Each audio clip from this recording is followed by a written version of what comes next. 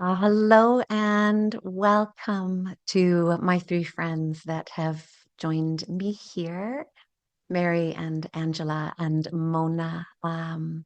So delighted to have you here. We've never sat together like this before in this configuration in this way for this purpose. So this is really wonderful. And the first thing that we are going to do is land here together. I will guide us into that. And I'm going to include in this landing future listeners. So, dear future listener, if you would like to join us in this moment, please do. And so, for my friends here and for future listeners who can, I invite you to close your eyes. If you can't do that, then just come present to your body and your breath and this moment. And we have the gift of the breath to support us in so many ways, including as such an easy way to guide us into presence. And so just inviting you to notice your breath. Notice as your breath invites you to notice your whole body. Just including your whole body in this moment of space and time. And in this way that we fit together, in this field that we create together, us four here in this time in circle, but included in this field are all of the future listeners. And we sit here together now,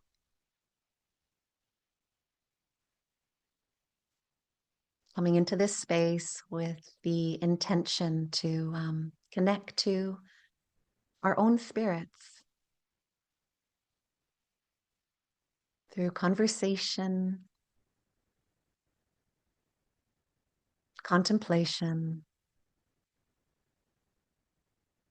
feeling, noticing, and being.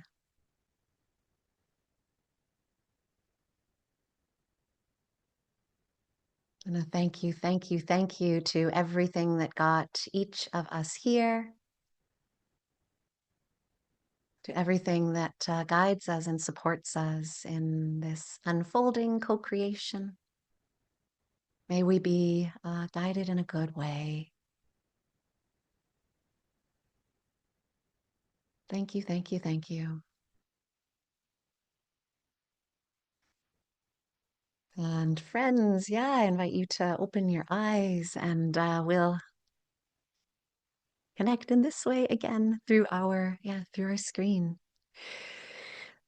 So I am going to suggest that we start with some introductions, and I'm going to invite each of you to say your full name, your occupation, and a little bit about how spirit fits into the work that you do, either actively or just in, kind of behind the scenes. And when I say spirit, I mean either or both.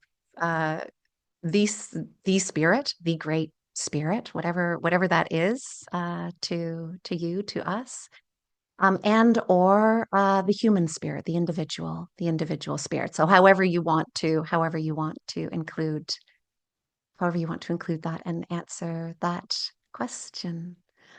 Um, so yeah, Angela, could I invite you to begin? Would that be okay? Hi.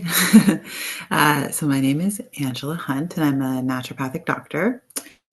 I have been working as a naturopathic doctor for 13 years, and I work mostly with perimenopausal and menopausal women. And, I would say that spirit is kind of like background work with my patients, but always present in the room. And it's one of the more elusive conversations when I'm talking to people. They come to see me and they expect me to ask them about their sleep and their stress and their food and even their bowel movements. They're all comfortable with that, but sometimes talking about their spiritual well-being feels they're unsure. They're unsure how to have that conversation. But I know that it plays such an important role in their well-being. And I've seen that and I've witnessed that and I believe that. But I found that I have to find ways to gently kind of approach that conversation because everybody is going to be at a different comfort level of where they are to even verbalize or even have awareness around what does that mean, because it can mean so many things to different people. But I do ask directly every single person who comes to see me, what do they do for their spiritual health? Like I ask it straight on, and sometimes I get a deer in headlights look, right? And sometimes I get these beautiful, long answers of what they do, and it's usually somewhere in between. So, I do include it in my work, but I would say that it's, um, yeah, sometimes it's in the background of what I'm doing. I hope that makes sense. Totally gorgeous. Thank you, Angela. Mary, how about you? Yeah, hi everyone. Yeah, my name's Mary Broeders. So I'm a social worker. I've been practicing social work for a number of years, just in community mental health agencies, and moved into private practice 3 years ago. And so, I guess in August it would be 2 years at Kingston Integrated Healthcare. Um, and yeah, I would say similar to what Angela was saying in terms of sometimes it's more in the background, but I really like that idea of it always being present in the room, that there's certainly individuals who will come forward with that initially.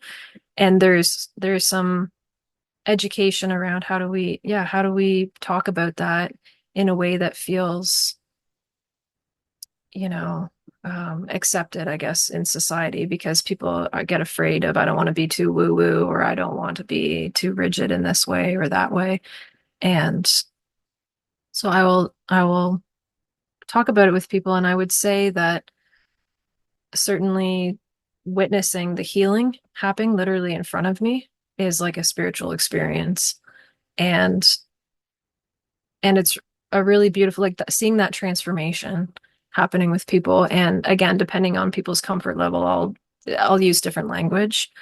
But I really like the sentiment from Carl Rogers, that's that unconditional positive regard. As therapists, that's what we're providing. And then there's a lot of attachment piece in that too, of like how are we creating a healthy, secure attachment with someone and nurturing that. And that to me is inherently spiritual then. And so kind of the approach to the work from my vantage point feels very spiritual, but the conversation might be different. And then I think I spoke with you, Sarah, about that. And then, clinically, how am I writing my notes? So it makes sense through therapy modality language. But it weaves in and out, certainly. And I'm really glad to be part of this conversation. I'm inspired by all of you. So thank you. Fangirling over here, as I did to Mona before. Wow, thank you, Mary. Certainly inspired by you. Thank you. And Mona, how about you? Hi, everyone.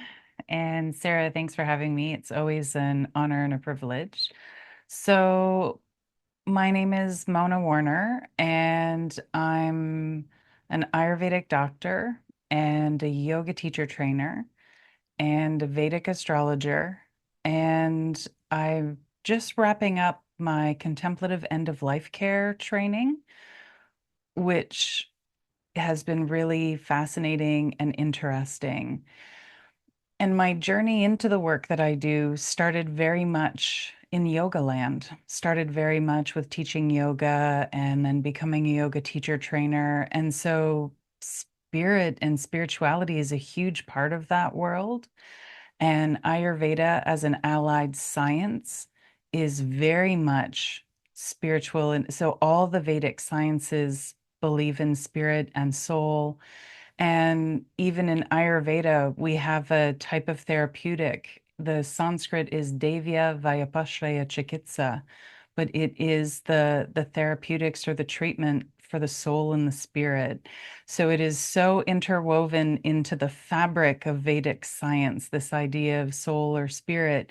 And that said, it doesn't mean that's what everyone wants to talk about. And it doesn't mean everybody is clear on, just because they come to me as a practitioner, whether it be for yoga, for astrology, for end of life care, or for Ayurveda, it doesn't mean they're there to talk about spirit. And yet, woven right into the fabric of even teaching a yoga class, when we say namaste, it is the spirit in me sees, honors, and bows to the spirit in you. And so it's really woven into the fabric. So it's very much part of what I do. Sometimes people come to me for spiritual counseling. And so it's very much like this is what I'm looking for. And other times people just want to poop better and sleep better, which is also fabulous. And those are amazing and useful goals. So it's definitely part of Vedic land and in the world that I'm in. And it's always really interesting. I love what Angela and Mary shared about like the how we have these conversations with folks, because I so much agree with Mary that part of the medicine is the person you're working with. And so if you're coming in for something, the therapeutic relationship is either adding to the medicine or it's not.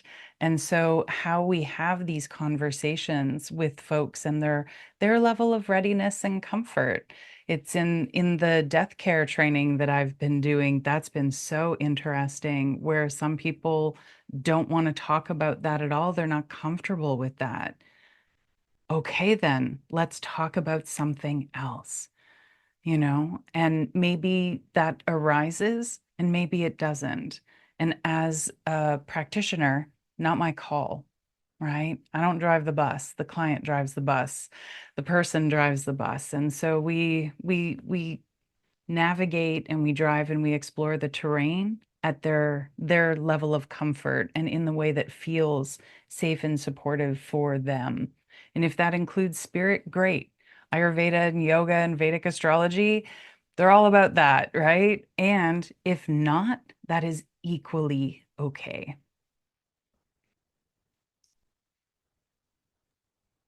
Wow, thank you, Mona. Oh my goodness, you three. Um, I I will join in here too on this. My name is Sarah Knight. I am an intuitive energy healer.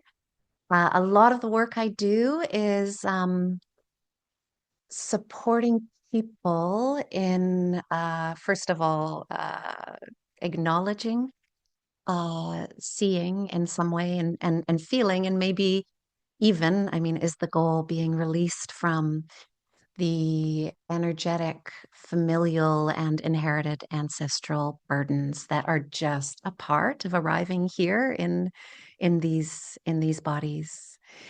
And I absolutely love that work. It's through a body of work called Family Constellations. I'm also a Reiki master and teacher, which is deeply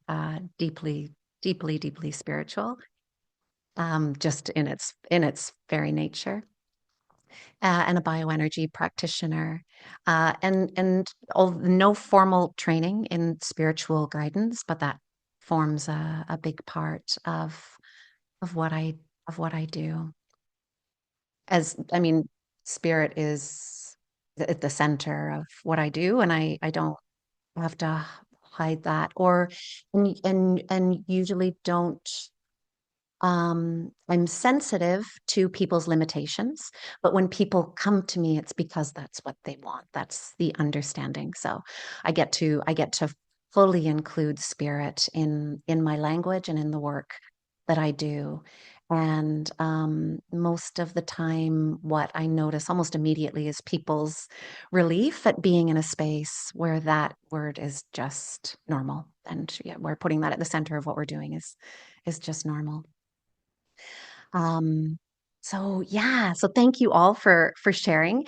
My where I'd love to go is actually something that you all spoke to, but that you said really quite beautifully in one sentence, Mary. You said, "How do we talk about the spirituality in a way that feels accepted?" And, this is really important because we know that we have, within our families, within our communities, within our cultures, we have these tribal codes. And there are boundaries around that. There's agreed upon conditions. And generally, we call what sits inside that space normal. And outside of that space, I think you even said this, Mary, outside of that space can be, lives like weird or woo-woo or eccentric or maybe even wrong or mad. I mean, things outside of that space can be seen as, in fact, downright dangerous. And might certainly, speaking about this in a very open way, as women, might have been very dangerous in quite, recent historical times. And so, as we begin this, for our future listeners, that we're even listening to this might feel risky, and maybe even if they don't plan on telling anybody they've listened to it. But we have our own identities, right? Self-judgment. They're like you can be embarrassed of your own self when you're completely by yourself. So your own judgments can come up, your own rejecting of your own self and this identity that you've worked hard for. But like, I mean, we're all, if certainly for anybody that's listening, and for I think a lot of the people that we come across, we've spoken to this, what is that spirituality right now is still I would say, largely outside of the realm of normal. And we could, there would be a whole other podcast to talk about how we got here and why we got here. And that is shifting.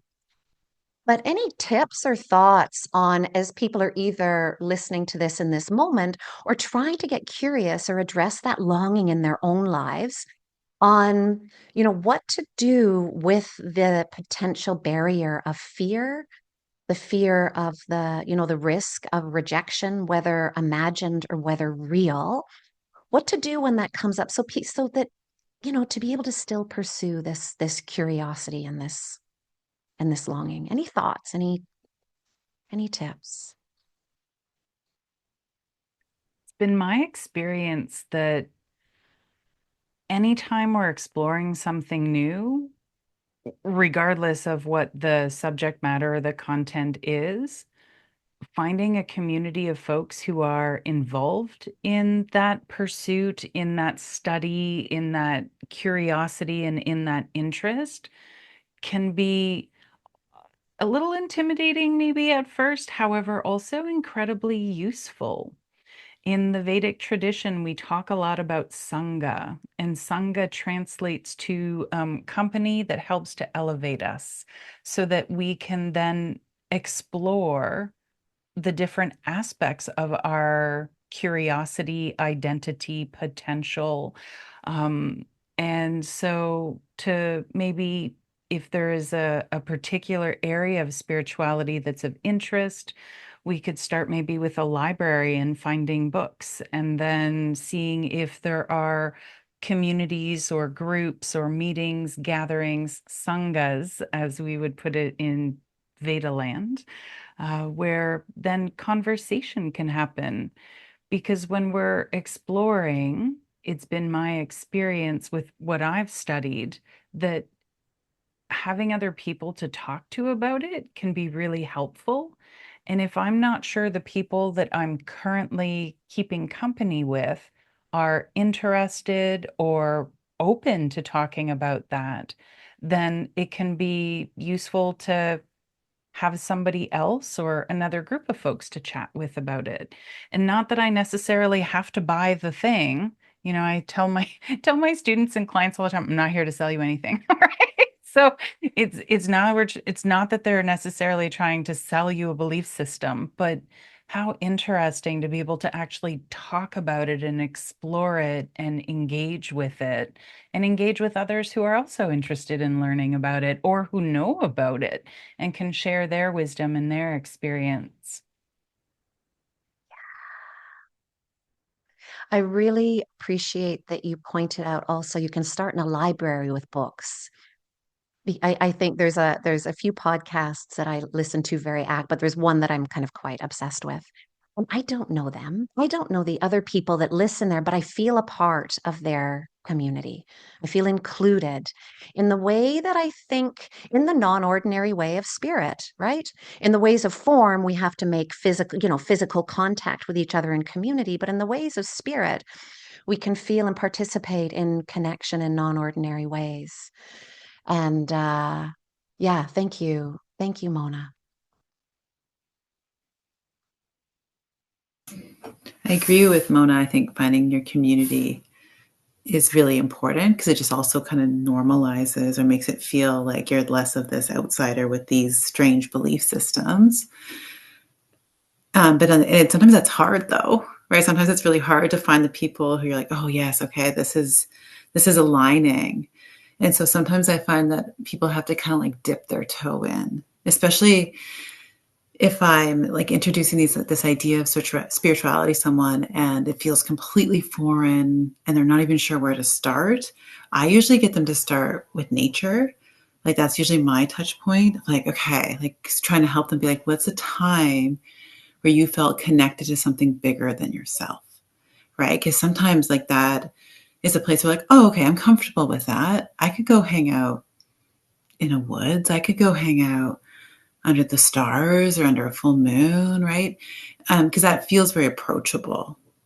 And sometimes I just start getting them to kind of connect with this idea of connecting to something that's not just like little them, but like the bigger picture. And it sounds little, but it's like this little step towards the direction of this idea of connecting to that bigger picture, right? But they're feeling really isolated and lonely because they're not sure how to connect with that, even though most of them know that it's out there, but they're just like, I don't know the language or how do I access this or like, how do I do that? So that's a lot of times how I start that process for them. I love that. Yeah, pointing people to connect with the more than humans that we share this world with. And that's a very, again, and not necessarily the way that we would that way that we would think of communication in an ordinary kind of way. If Lisa Sabatini, I will say a bit about her at the end. She was also supposed to join us here this evening. She couldn't make it. Lisa is an earth medicine woman. A lot of what she does is rooted in shamanism. So I'm sure she would have a lot to say in that regard too, Angela. But yeah, I love that pointed the easy in nature and finding or beginning to find spirit there, community there. Thank you. Something I was just thinking about as well is following that thread. So if there's something there that people are going, what is that? Giving yourself permission to have that curiosity and knowing that you don't have to wear the certain clothes to the yoga class. You don't have to know the chants. You don't have to, like going off of what the other two are saying. But there's something profound about that permission piece, I think, that can open up access to something that's, I would say, already there. But it's like, how do you drop into it? And then the touch point being nature, and then having Sangha. And I love that idea of being elevated. And it's like, how do we elevate those parts of ourselves? Because if it's coming up, then it's already there in some capacity. We just want to kind of lean into it or grow it. So that's just what came up for me around that. Yeah, beautiful. Yeah, I think I was thinking something along the same lines, Mary, like the permission to feel the fear and do it anyway. Like to know in whenever, if we're breaking beyond any limitation, fear is the natural response, right? And so this is just a part of that. It's natural, it's human. You're maybe supposed to feel it. And it's not necessarily intended to stop you. Something that I often suggest to my clients when, this comes up in a variety of ways is to thank the fear and the mechanism behind the fear. Like, I understand you are there just to keep me safe, like, and thank you. And I hear what you're saying, and yes, I'll be careful, and whatever. Thank you. And it's okay. Like, I give myself permission to do this, and I'm safe here, and I'm just getting curious. And that we all feel it. It's a pity, I think, that certainly in North America, um, uh, comfort is again included in what's normal, right? Discomfort is wrong. We're not supposed to feel that. And yeah, if we lived in a culture that was better able to include the normal responses of fear and discomfort as a part of progressing and growing, maybe it wouldn't be something we'd so have to avoid. But I want this leads me so we hear this term, I think, a lot, like in listening to podcasts or reading books or whatever, spiritual awakening, right? That's kind of like all kind of, you know, thrown about a bit. And there might be people that really want that, and might be people that, like, that's the last thing that they want. It might also feel really like a language that's really sort of alienating. But it got me, when I was contemplating tonight, it got me thinking about how in any awakening, right, the eyes open and we generally see beyond, whatever the illusion of what we previously, took to be the limitations of reality. When we're talking about spirituality, we're talking specifically about actually like the illusion of all of material reality. But, that's, again, not to go down on a total tangent. But, I don't, perhaps total shattering of the illusion of very limited material reality. And it reminded me, it was actually in another podcast I was listening. I don't know if she meant this, but she spoke to being disillusioned, right? Which is like the shattering of the illusions. And then I remembered a chemistry term from my science days, which is dissolution. And it's spelt differently, but in chemistry, dissolution means to dissolve, to disintegrate. And that is, when we talk, speak about alchemy or hero's journey, or we often talk about this place in the crucible where we do disintegrate, like the caterpillar that becomes a butterfly turns to goop. And I think that there is some part of that in the spiritual awakening where our structures are breaking, and it can be very, very uncomfortable. And so, all of you engage with your clients very openly sometimes about spirit.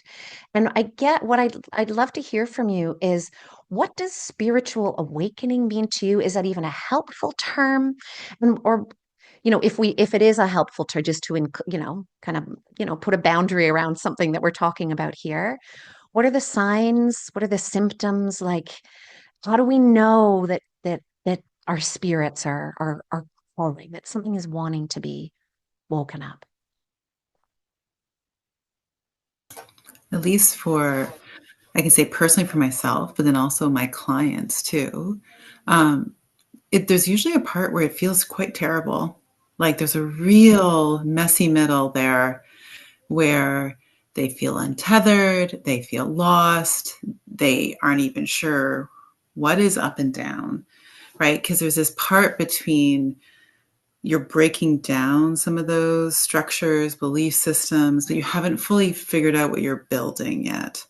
And so there's that middle zone, which is incredibly shattering, if you will, right? And I think for me, as a practitioner, it's kind of just being that anchor for those people in that moment. Like, I know things feel so untethered and it feels really unstable right now, but you're going to be okay. And I usually tell them to take it really slow, make no big life decisions, right? It's just like going back to what Mona said, like, let's go back to foundations. Like, are we eating enough? Are we sleeping? Let's just really taking care of our physical form as our spiritual self is doing all this dramatic growth, right? Like really helping them feel like they get rooted. Because it's going to get better, but they need that reassurance because in the moment it feels like they've made a big mistake and they're feeling really lost. That's been my own experience and my own spiritual awakenings, and also watching people move through them. It's scary. The middle part is scary and they're a bit lost, but it's worth it. Yeah.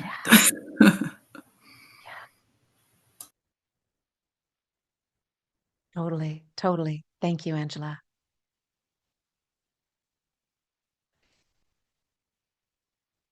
Yeah, and that is, I think, certainly one of the signs and symptoms that, of a spiritual awakening, extreme discomfort. Maybe fear and regret. Have I made a mistake here? Yeah. I love what Angela said about it being messy. I tell my students and my clients often, if you're going to engage in these practices and hop on this path, get a good set of rubber boots and a kick and mop because you're going to need to, like, it is a messy, messy process. And one of the biggest obstacles is our ideas about the process, where we think that in yoga land, it tends to be referred to as enlightenment, right? So are we going to become enlightened? And the intention is to free ourselves from all of the inner encumbrances that stop us from meeting reality as it is and ourselves as we are. So let's face it, big undertaking. You are going to need rubber boots and a mop. And in yoga, in the yoga tradition, there's actually a lot of information about it's yoga is a really interesting map of this process. That is actually what yoga is about. Yoga is the process of working with the mind in order to access the spirit. And so yoga has map upon map upon map, depending on which aspect of the yoga tradition you want to follow. If you're a karma yogi, then this happens through action. If you're a bhakti yogi, this happens via devotion. So those who are already oriented towards certain types of spirituality might find that type of practice great. In Raja Yoga, it's through and via meditation and ethical and moral principles. So all to say, there are all sorts of paths and all sorts of maps because everyone's a little different and people might want to explore a different process. And when I think about the term like spiritual awakening, I feel like that feels very big and lofty, just like enlightenment feels very big and lofty. And I typically work with folks more or less to simply increase our self-awareness. Increase our self-awareness. Can you get to know yourself a little bit better today?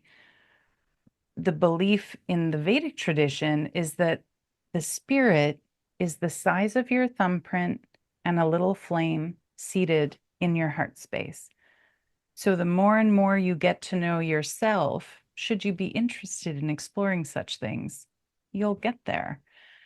And so I talk to my clients a lot about how all we're trying to do is expand our self-awareness a little bit at a time so that it feels digestible and not so scary and maybe even not quite so messy. You only need the rubber boots. You don't need the mop all the time. And then when we're ready, we can simply keep growing that self-awareness. And because we are so interconnected with all things, oh my gosh, the screen just did like, Zoom, you freak me out, Zoom. Perfect. For anybody that's listening in the future and not watching the video, whatever Mona just did with her hands, it was perfect. As she was speaking to like the bigness of things, fireworks went off behind her. That was fantastic. Zoom freaks me out. Anyhow, all to say, should one choose to endeavor on the path of increasing self-awareness, if they are interested in that layer of spirit and spirituality or soul or however it is that that one wants to describe, or whichever words feel more appropriate, it's there.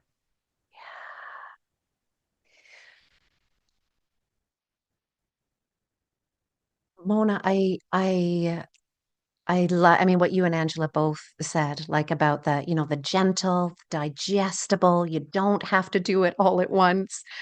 I think we're going to come back to this, Mona, but I really like a few what you pointed towards is that it also isn't what you think. Like we also, if we just think about a spiritual person, right? We're all going to have the same image in our minds when I say that. Think of a spiritual person.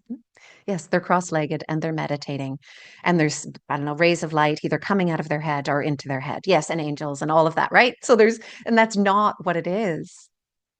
And I think the only thing that I'd like to add in there is that sometimes there's no choice about the force of the spiritual awakening, which was the case for me. I got very, very suddenly physically ill, and almost overnight spirit came. I was surrounded. It was so sudden and so huge. And luckily, it happened because I could only but surrender my physical body. I was physically quite incapacitated. So I had no choice. And sometimes that happens, right? There is, yes, like if we can choose gentle and slowly, for sure. And if we can't, well, then I guess surrender takes over, and that's a whole other yeah, divinely gifted superpower that sometimes we really need. I had a teacher who used to say that. He said, if you're interested in enlightenment, you have two options. Work at it slowly and diligently, disciplinedly and wholeheartedly, a little bit every single day. And he said, or option two, forget everything you think you know and just step in. And I think that was why, and I knew that was why it happened to me, because I had ignored the call. I had ignored and denied. So I had been, for years, I had been offered a gentle path. Mary, I think you were leaning forward. Were you gonna add something there? Oh, I was thinking about my yoga training a number of years ago, and the teacher laughing at us when we were getting overwhelmed with all the elements of the training. And he goes, "Oh, it's a pressure cooker," you know, and and that's one element. And obviously, when you're speaking of spiritual awakening, there's so many more components there. But one thing that really comes up for me too is this concept of like unlearning. So yeah, unlearning what we think is how it's supposed to be, unlearning how we're supposed to be while we go through it to various degrees, right? Like the shedding, in yoga, they're often talking about the different layers of the onion. Okay, on to the next. So I just got done with that level. It's like video game. Like, oh, damn. Another thing is life is presenting me with, my sister and I will, if something difficult is happening in life, oh, good one, life. All right. How do I turn and face this? Um, and yeah, and I think being aware of the potential for the spiritual bypassing as well, because sometimes that's a component that, so there's my cat in the background. That's, yeah, important to go. It's okay if you don't have the answers, find the guides, right? Do that spiritual counseling with Mona, or go into some of these depths, find your Sangha, but really to have that idea of like, how do I not put pressure on myself for this to look any certain way? And yeah, the piece that Angela was speaking to, of that trust that when you do come out the other side, whatever that looks like, there's often a coming down that happens, and an embodiment that happens for people, and this idea of integration, and to give time for the integration, because we live in such a fast pace, like, oh, I need to read this spiritual book. I'm not, I need to get, Pema Chodra, I need to get comfortable with being uncomfortable, and I'm not comfortable yet. So what the heck's going on? And that patience, I think, that can come with that. not sure if I'm on the same vein as what you're talking about, but this is where my Yeah. brain's going. But yeah, that Beautiful. that piece, because like the coming down, I think is really important because often there's a lot of up and out. And it's like, okay, how do we re-embody and help that to integrate? Mary, I'd love to hear more from you on that. And I think so you said the term spiritual bypassing. And then I think I know, you said, talking about coming down and kind of going up and out. Can you elaborate a bit more? You said, I mean, a few things in the email exchange that we had, and you spoke to this coming down and this grounding and this deepening and this, the strengthening of the nervous system. So I'd love for you. Yes, you absolutely are on the right track, new track, whatever it is. I'd like to hear more. And while you're doing that, I'm going to go off screen just to plug my laptop in. So yeah, if you're okay to say more, Mary. Yeah, and I think if others have ideas too on speaking to that piece, but I think the spiritual bypassing being sometimes, and we can use different terms, but sometimes getting caught in, again, the way the spiritual path is supposed to look, or forgetting our humanity, I guess would be a big part of that. And unfortunately, one of the questions you had sent before was the marginalization around spirituality or what's missing. And I think unfortunately that's sometimes it, right? That sometimes there's leaders within the spiritual community, various communities and religious communities certainly, that have, Ken Wilber talks about lines of development that maybe have developed certain ways, but then there's other human aspects that, they can speak and be eloquent, and then they come home and they're really mean to their partner. And it's like, we're all human, so there's that messiness, certainly. But how do we have a congruence? And how do we walk the talk as well, right? So that's kind of what I mean when I speak to spiritual bypassing. Maybe taking it out of the intellectual understanding of it, because we see that a lot too.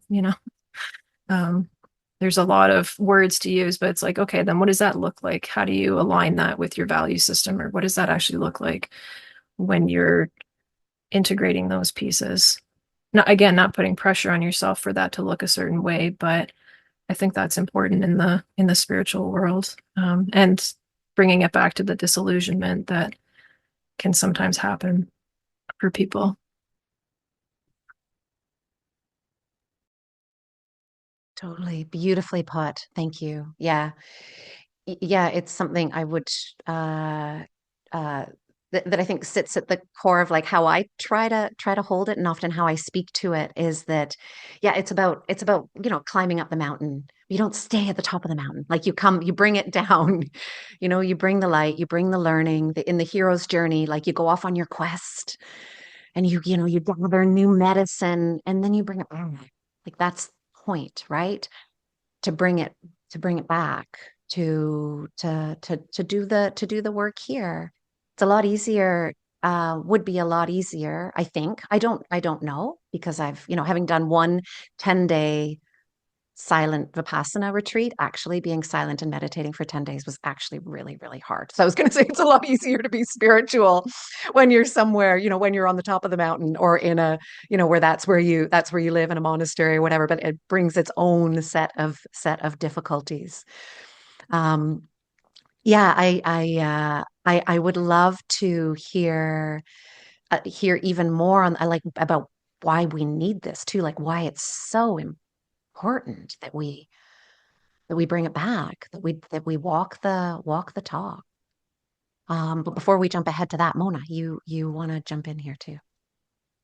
I so appreciate what Mary shared because I think it highlights one of the biggest challenges in the world where people are talking about and claiming spirituality.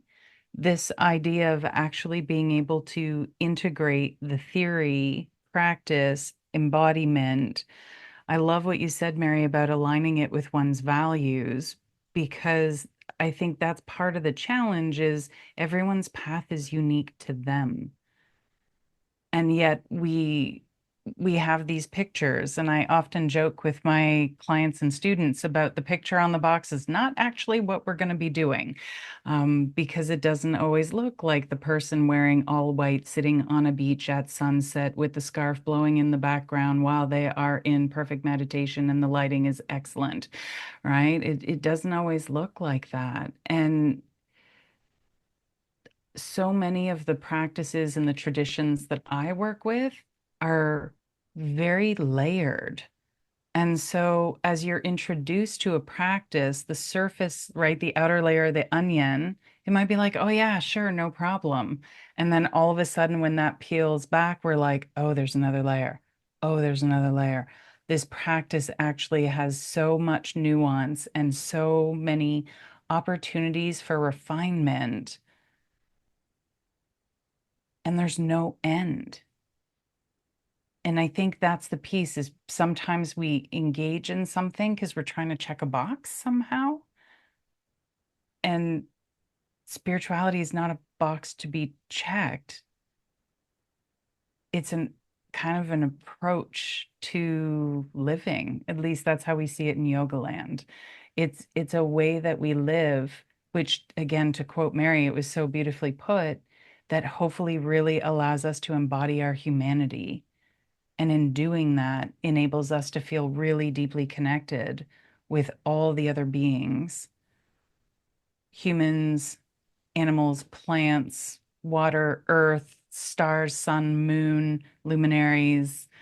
It's it's remembering that we are a strand in the tapestry of the universe and actually feeling that, that we are part of this greater matrix of pretty awesomeness. And so, anyhow, thank you, Mary. That was really beautifully put. Oh, and that was beautifully put, Mona. So, why is it important? What are the consequences? Mary, you actually said this too, that the peeling back of the layers of forgetting. I can't remember what way you put it, but when we were talking about spiritual awakening, whatever way you put it, Mary, it was like, oh, it's actually remembering, right? It's just peeling back the layers of illusion or the layers of forgetting or whatever. And I think there's a lot of uh, personal consequences to this forgetting and collective consequences to this forgetting. So yeah, Mona, the way like it's important to remember that we are a part of this, one thread in this great tapestry of the universe. So like why? What are the consequences? What do you see in your clients? And this could be, maybe from like a pathology kind of point of view, mental health, physical health. Maybe you want to speak to, kind of the collectively what's happening, but I'd love to take our conversation there a bit. Mona. Veda land has one word for it: suffering. We suffer because we mistake ourselves as separate. And in that sense of separateness, we become attached to certain things because they bring us comfort. And so our suffering is reduced a little bit. We then try to push away anything that could possibly make us uncomfortable. And then we get afraid that the delicate balance of control that we've tried to instill goes off balance. And then we organize all of our inner resources to try to maintain that control of I keep close to me that which I like, I push away from me that which I dislike, and I'm just hanging on. And it's not that the irony in a way is this idea that we will somehow via spirituality land in a place of no suffering. We live in the realm, according to the Vedic tradition, it's called the Mrityu Loka. And Mrityu means things die. And so we literally live in the world where things are born, they exist, and they die. Suffering is inevitable. However, there's this whole other layer of suffering that we can create for ourselves in how we relate to reality. And so the Vedic tradition its whole intention is to reduce all the unnecessary suffering possible, the unnecessary inner turmoil, the unnecessary outer turmoil. We are going to suffer because when something we love, we lose it, we're going to be sad. That's part of it, and that's natural. However, whether we fight it, whether we try to keep it longer, we try, like all the different things, we can create so many other layers of suffering. And the more we suffer, energy is contagious. And so if we end up with a lot of suffering, so much suffering, we can't hold it within the container of our being, then we start to shoot it out into the environment and at each other. And I don't even need to give examples of that. We see it all the time. So the consequence is that extra suffering. Yeah. And I see this a lot of my practice, like when you then layer in, so you have the suffering, right? To me, that shows up a lot as like anxiety, wanting to have control, but can't have full control, right? Because they're trying to control all these pieces.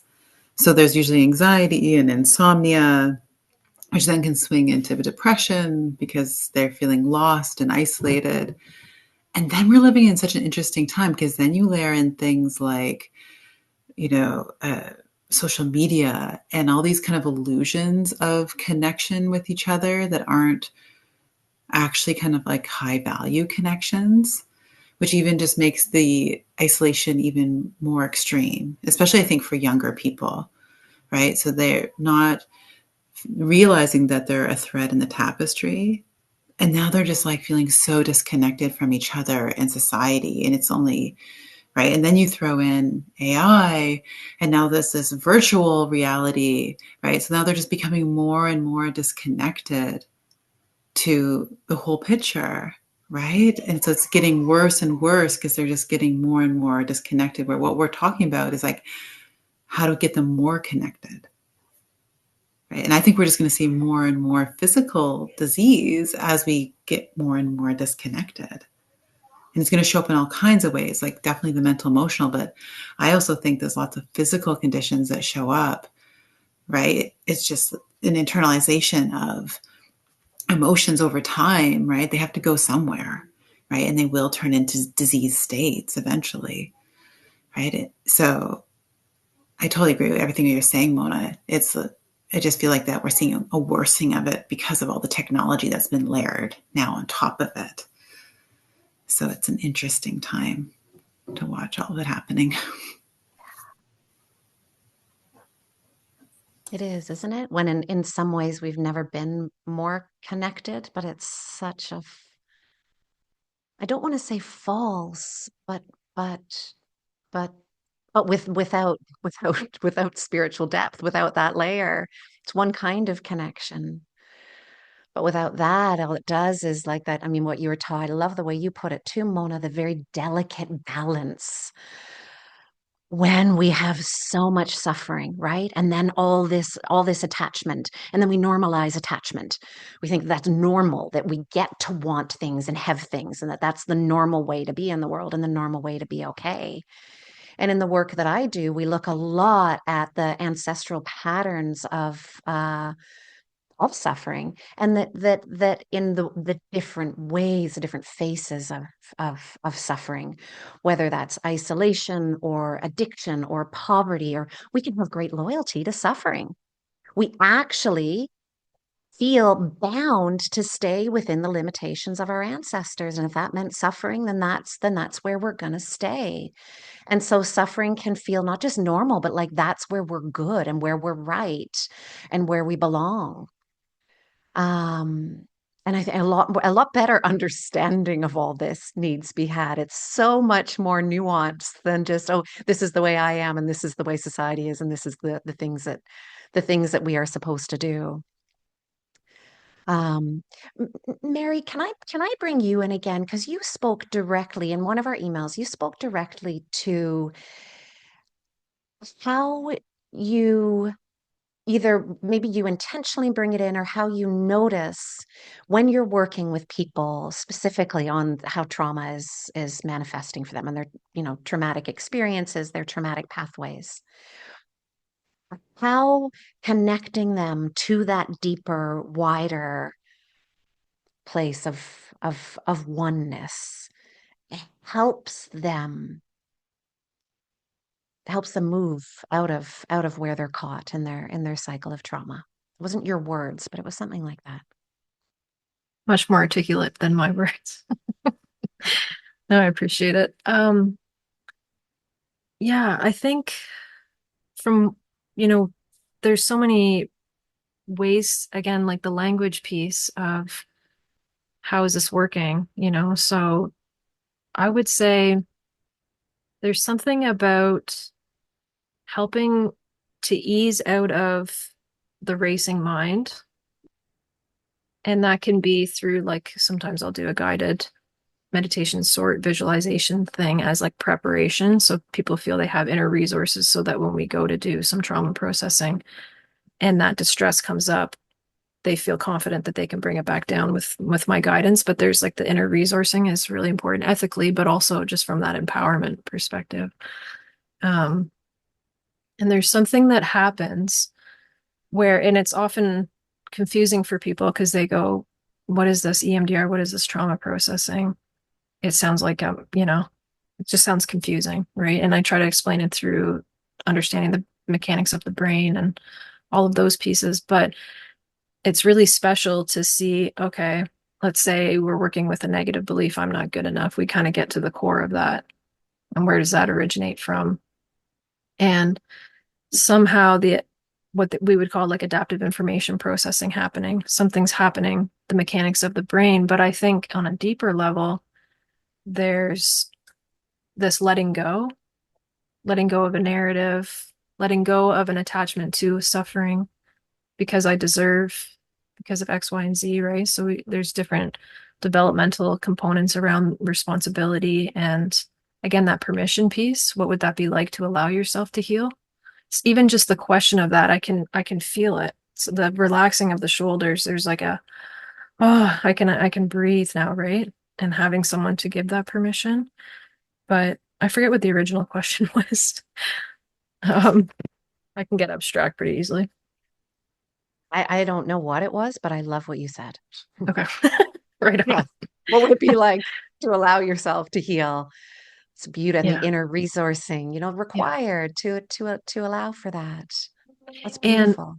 yeah, and sorry, just to go off of that a little bit more, that when we're looking at assessing different components of going into trauma processing, part of it is figuring out what's that negative cognition, and then what do we want the positive cognition to be instead, and what's the validity of that right now, and then what's the validity of that after we've maybe cleared out some of that distress, images, emotions, body sensations, and seeing that strengthen is really beautiful as well, because that's their words, even if it's hard to come up with at the beginning.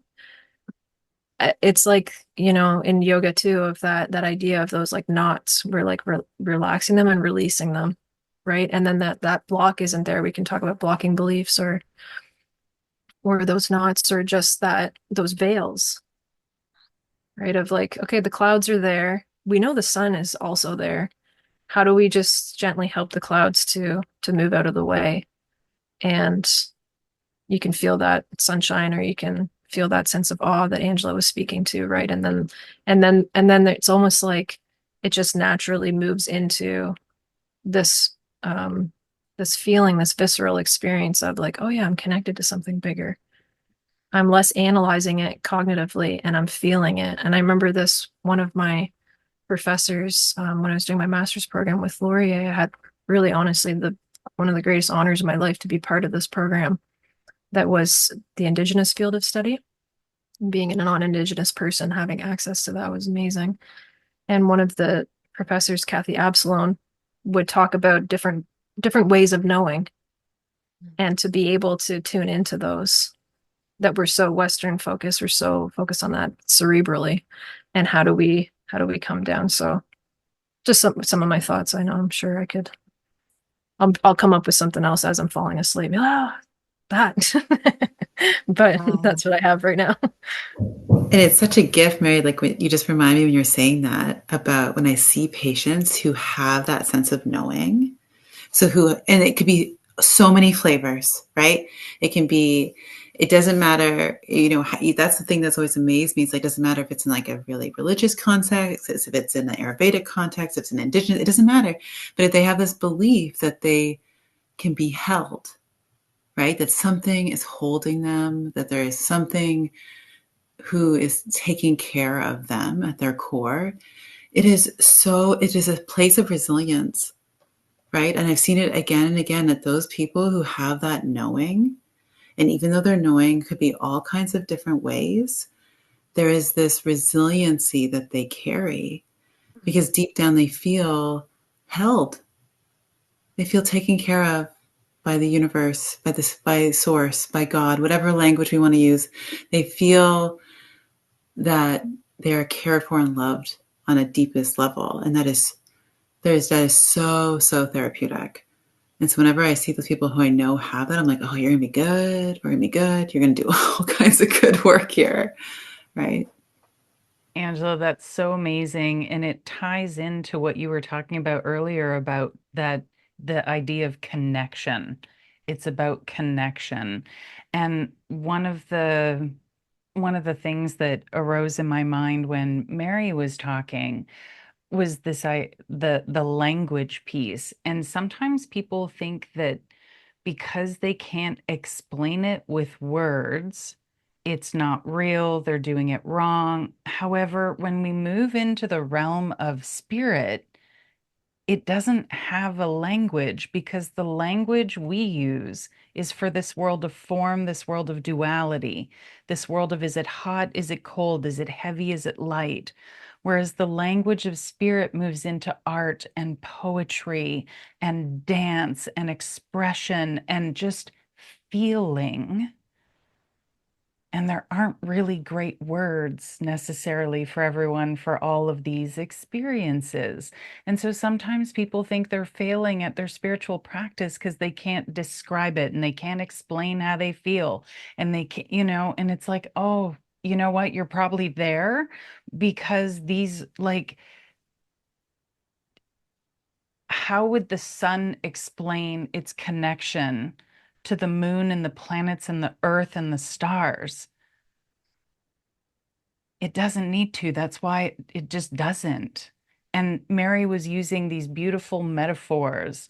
The clouds are there, but the sun is always there too. And when the clouds part, we feel the warmth of the sun, right? So metaphor, poetry, art, dance, expression, these are actually the language of spirit far more than words, because words are meant to describe something else. Whereas this idea of connection, whether it's connection to one another or connection to something greater than, it's not a word thing. Oh, you put that so beautifully. Oh my goodness. And so did you, Angela and Mary. We're coming close to wrapping up. And so, I mean, if I had have asked each of you to like offer final bit of like nuggets of wisdom so that we could wrap up, as what a beautiful way to move towards close. Um, and Mona, following on from what you said, like this language of spirit, yeah, it's symbolic. So it's not in words, it's felt. And where what I'd like to do to actually wrap up is like some either tips from your professional practice or from your personal practice. And I think something that I would say following on from you, Mona, is the time and the space to engage in a symbolic way, in a present moment way, in an unscripted way. I'm going to sit here and I'm going to turn up and I'm going to see what happens. I'm going to put the music on. I'm going to move my body. I'm going to see what happens. I'm going to stare at this piece of art. I'm going to like notice the responses in my body. I'm going to see what happens. Spirit works in all of those ways. But when we script, which is most of the time what we do, right? That's then we're operating in a very limited way in the world of form. The world of form drags the past forward to form the present moment and predict the future. And that's not where spirit works. And so yeah, it's messy, it's unknown. For me, it looks like sometimes sometimes really sloppy meditation, sometimes really emotional ones, sometimes really beautiful ones. But turning up and sitting there is what the mystic in me needs to commune with the realm of spirit. And that's a longing, and that's absolutely a need. Am I attached to that? Like, maybe Mona, maybe we need to talk about that, but maybe that's an okay kind of attachment. um so yeah, would love to hear. Oh, I mean, Angela, the words that you said about, what you in your profession, you help people through the phases of their disease manifestation. And if they have this connection to the deeper thing, what you said was, oh, we're going to be okay. Like that's, you know, you're going to be okay. And I know you have such a look, I don't want to put this on you, but I know that you include very actively include spirit and spirituality in your life. So yeah, to close, tips from your own practice, from your professional practice for people that want to leave more room to get curious about spirit. Um, I guess for myself, the journey, my own journey it's been messy. Even when, like Mona said, like, there was parts where I didn't have the language. Like my whole 20s, I felt like I was a spiritual person without the language. And it felt like I was a sham almost. Like I wasn't doing it right because I kind of grew up in one tradition, but that didn't really fit anymore. But I didn't know where I was. I was kind of like a vagabond, just walking around, not sure. Um, and in some ways, I think I'm still making it my own personally of what it is for me to be spiritual. What's worked for me in my own life is connecting with nature in the seasons. Um, and that's worked really well for me, right? Like when I um, kind of found some of that teaching, and a lot of it was in pagan teaching, but it was in a lot more than just that. When I was like, oh, like we can have a celebration with the seasons and we can do it every Sabbath. And it gave me these really good touch points that always bring me back to the practice. And personally, I needed those. Like I needed the touch points of being like, oh, okay, every new moon, I sit down and do a meditation and intention setting. And then every full moon, I kind of release that. And guess what? The moon is really predictable. So it's been really great for me because the moon keeps showing up and I keep showing up. And this is working because it's allowing me to keep engaged with that practice. So for myself, I do need a little bit of that routine, and nature's provided that for me. It's provided the routine that I can kind of keep working with and showing up. So personally, that's how it works for me. And sometimes, honestly, my recommendations to patients are a little bit of sprinkle of some of that, right? Of just going out and connecting with the season and where it's at and seeing what that comes up for them and how that feels, right? So yeah, I don't know if that answers your question, but that's for myself, like that's worked really well for me in my life right now.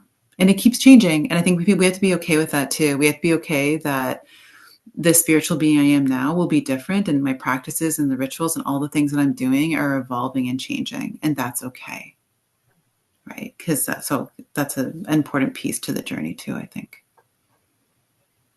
Gorgeous. Thank you. I love that. The moon keeps turning up, so do I. Beautiful. Yeah, beautiful. Thank you, Angela. Yeah. How about you, Mona? And by the way, I get from what the fact that your work is founded on a body of science where there's one strand dedicated to the treatment of the soul and spirit. That there is, yeah, that, from a professional point of view, you could probably answer this in many volumes of a book. So again, I'm asking you to do a hard thing here. I have two thoughts. The one is to be present with the breath. So if at any point you're not sure, there's doubt, there's confusion, there's uncertainty. Do I even want to be a spiritual person? I don't know how woo-woo I want to get. I love that term, by the way, Mary. I love the term woo-woo. It's one of my faves. I believe there's really, really incredible value in pausing and taking a breath in and taking a breath out. In French, the inhalation is l'inspiration. And the root of that is inspiration, but also the inspiration of spirit. And so the simple act of breathing is an act of connection with everything, because you're breathing in the universe. And then as you breathe out, you're giving back, you're giving of yourself to the universe. So, simplest practice: pause, breathe, pay attention to breathing. And then the second one that came up for me was my interpretation and understanding of the yoga tradition, and its most fundamental practice is love, reverence, and compassion for all beings. And so if you're not sure about spirit, and you're not sure about spirituality, and you're not sure about God, you can still be kind to the other organisms, to the people, and to the trees, and to the plants, and the flowers, and the puppies, and the kittens, and the spiders, and the oceans, and the land, and the stars, and the moon, and the sun. And so anytime I get overwhelmed by practice or the path, I try to remember that at its basic essence, these are all practices of loving ourselves and loving each other. Can I do something kind, either for myself or for my snoring cat in the other room or for anybody? And so if you're not sure about any of this, which is totally cool, I've been through my own rounds of uncertainty in this process, we can be kind, and that's its own most incredible and valuable practice. Beautiful and such an important point. Thank you so much. Thank you. Yeah. Mary, how about you? Anything to share? And just so you know, Mona, if you write those volumes, we will read them. I'm like, I'm on it. Where do I buy it? So humor is one thing, as you can tell, is important to me for my balance. And I don't separate that out from spiritual practice either, right? I think when I was younger, I might have been a little bit more, okay, where's my mala? Keep my head down and all that. There's a real earnestness that I appreciate about my makeup that I can like watch sometimes. And then other times I'm totally in it. And then I go, oh, that's funny. I was so sincere about that, but like intense sincerity. And so I've learned to kind of soften around that as well. Um, but humor I find is really helpful. Listening to funny podcasts, watching TV. My husband and I always making fun of each other. And so that's good. But the other piece, one of my kind of daily reminders, I have these two like wrist tattoos. You can't really see it, but on the one side it says being, and on the other side it says becoming.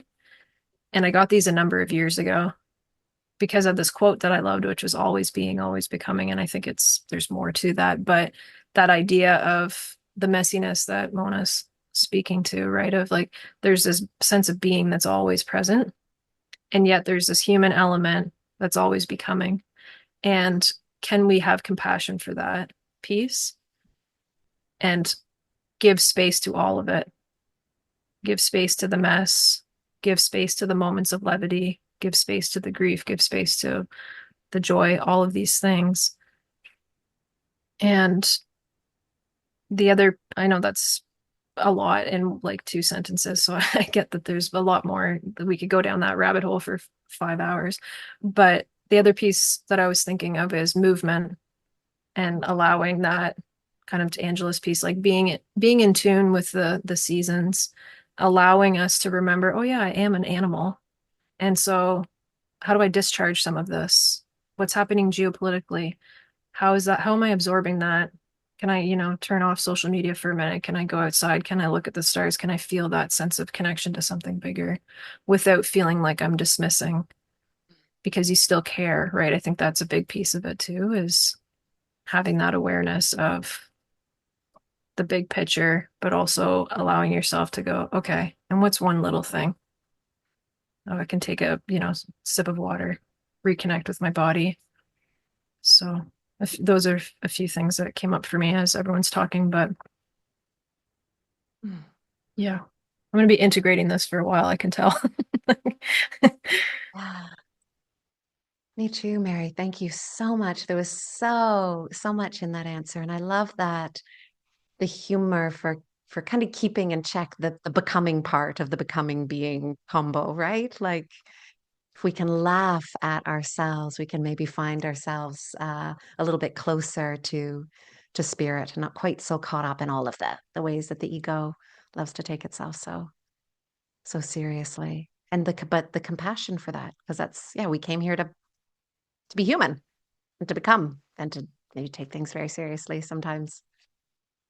Thank you so much. The way that you all took that, it brought to my mind the only thing that I would add here in this way is gratitude. That my thank you, three of them. It's always three of them, because the first one is a little bit like, oh yeah, thank you, and the second one is like, thank you. And by the third one I've got there, thank you. I really feel it. I mean it. I'm with it. And the thank you for me just has become, because it's such a part of my spiritual practice, it's just become that the way that as soon as I put words to that, I'm connecting to spirit. It's just, it's a very, very, like the breath, being present to the breath. It's a ritual that connects me to spirit. Um, and gratitude is a bigger than human. It takes us out of feeling so big and in control of things, and into feeling small and marvel and wonder and awe. That is so much, the realm of where spirit lives. So look, yeah, before we hit record, I said, I think we're going to keep this to 45 minutes, max an hour. And I'm pretty sure that this is definitely probably more like an hour and a quarter. Thank you so much for joining me here. For the future listeners, if you want to find any of us, you will through Kingston Integrated Healthcare. And with that, I would like to say that Dr. Sonia Nobi, who runs Kingston Integrated Healthcare, is here through all of us and as a thread that connects everything that happens in that space and so much that happens in our community. KIHC is such a hub for really, really beautiful healing motions. And Sonia sits right at the center of that. And she connected us. This was her idea. So thank you, Sonia. You're here too. Um, and so I'd love to let's just close our eyes together for a moment. And again, if you're listening, you don't have to close your eyes, but all we're going to do here now is just acknowledge for the four of us, this circle that we have sat in this way. Acknowledge the future listeners that were a part of this field and that informed the way that this unfolded with so much flow and wisdom, and what I feel is something that it will hopefully be of value to people that listen.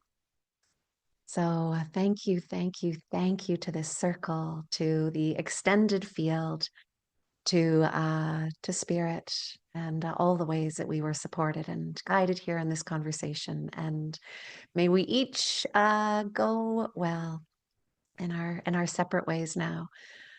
Certainly, I will be nourished by this time together. Very, very much so. And so, with that, our conversation is closed for now. Thank you, thank you, thank you, friends. Such a joy.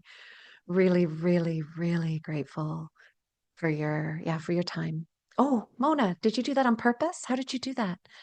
Oh, for listeners, she did something with her hands and like hearts blew out of her mouth. Another Zoom thing. Oh, Watch. oh, can I do that? Does mine do that? Oh no, Mona, you're magic. Nothing's It happening. might just be the version of Zoom I have. Oh, Mary did something. Superpowers. Sarah, mine's broken. Yes. Angela, do you see mine? Feel my heart. I'm sending so much love out to you, even though I don't have the emoji. Yeah, me too. Just two awkward hands. Thank you so much, beauties. Mwah. Thank you, Sarah. Thank you, thank you, thank you. Thank you for bringing us together, Sarah. Such a joy.